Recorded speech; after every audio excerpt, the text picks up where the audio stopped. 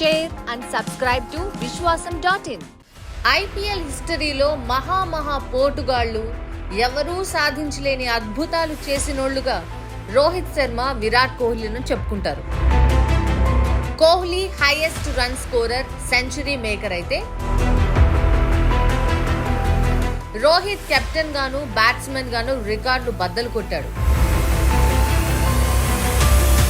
ఎవ్వరూ గెలవలేని స్థాయిలో 5 ట్రోఫీలు గెలిచి ఆహా అనిపించాడు.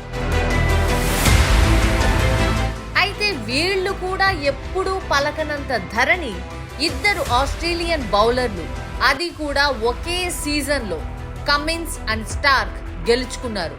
ఎలా సాధ్యమైంది? ఇద్దరు బ్యాటర్లతో ఇద్దరు బౌలర్లను ఎలా పోలుస్తారు అనే చర్చ కాదు కానీ ఇక్కడ అంటే బిగ్గెస్ట్ స్టార్స్ వల్ల కూడా కానిది వీళ్ళు ఎలా చేశారు అనేది పాయింట్. మొదట కమిన్స్ సంగతి చూద్దాం. ప్యాట్ కమిన్స్ ఇప్పుడు ప్రపంచ క్రికెట్లో హాట్ పొటాటో. ఫార్మేట్ ఏదైనా పర్ఫార్మెన్స్ తో బాక్స్ బద్దలు కొట్టగల పోటుగాడు అనే ముద్రేసుకున్నాడు. ఒకే ఏడాదిలో టెస్ట్ ఛాంపియన్షిప్ గెలిచాడు. తరువాత 4 నెలల్లోనే వన్డే వరల్డ్ కప్ గెలిచాడు. T20లోనూ అదరగొడతాడు.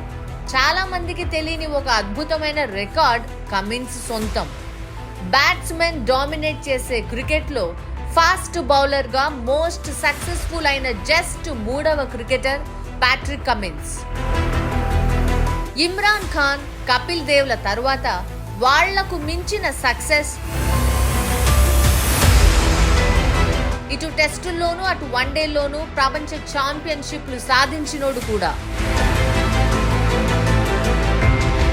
పైగా బౌలింగ్ ఎంత షార్ప్ గా తెలివిగా ఉంటుందో టీంను కూడా అంతే ఎఫెక్టివ్ గా పవర్ఫుల్ గా నడిపించగలడు. అలాగే బ్యాటింగ్ లో డెత్ ఓవర్లు వచ్చేసరికి అదరగొట్టే పర్ఫార్మెన్స్ చేయగలుగుతాడు. ఐపీఎల్లో కమిన్స్ ఫాస్టెస్ట్ హాఫ్ సెంచరీ చూసినోళ్లకి తెలుసు ఈ సంగతి. అందుకోసమే హైదరాబాద్ ఎగబడి కొంది. మోస్ట్ ప్రాబబ్లీ కమిన్స్ మామే హైదరాబాద్ కెప్టెన్ గా ఉండే ఛాన్సెస్ ఎక్కువగా ఉన్నాయి. ఇక స్టార్క్ సంగతి. స్టార్క్ ని కోల్కతా ఎగబడి ఎగరేసుకుపోయింది. 25 కోట్లకు పైగా పలికిన మొనగాడిగా స్టార్క్ రికార్డు క్రియేట్ చేశాడు. దాదాపు 10 ఏళ్ల తర్వాత ఐపీఎల్ వేలంలోకి రావడం, అన్నిటికీ మించి డెత్ ఓవర్స్ లో అద్భుతమైన బ్యాటింగ్, భారీ షాట్లు కొట్టగల నేర్పు, ఇండియన్ పిచ్చుల స్వభావానికి సూట్ అయ్యే బౌలింగ్ ఉండడం స్టార్క్ స్పెషాలిటీ. స్టార్క్ గనక ఎర్లీగా వికెట్ తీశాడు అంటే మ్యాచ్ మీద పట్టు బిగుస్తుంది అనే ముద్ర ఆస్ట్రేలియాకే కాదు ప్రపంచం మొత్తానికి తెలుసు. అందుకోసమే స్ట్రైకర్ కాబట్టి ఇటు బ్యాటింగ్ అటు బౌలింగ్ లో ఇంత పెట్టి స్టార్క్ ను కొన్నారు. పైగా పర్ఫెక్షనిస్ట్ కూడా.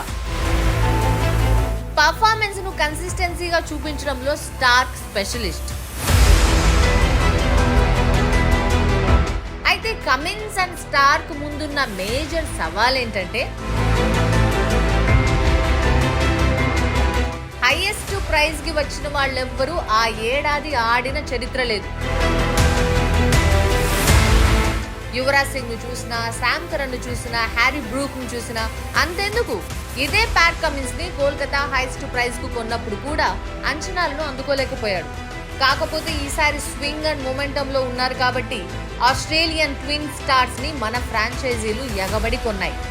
తమ పర్ఫార్మెన్స్ తో ప్రైజింగ్ లో చరిత్ర తిరగరాసినట్టు హైయెస్ట్ అమౌంట్ పలికిన వాడు ఆడడు, క్లిక్ అవడు, అమౌంట్ కి న్యాయం చేయడు అనే ట్యాగ్ ను కూడా చెరిపేస్తారేమో చూద్దాం. మీరేమంటారు? మీ అభిప్రాయాలని కామెంట్లో చెప్పండి. మరి like, share and subscribe to Vishwasam.in.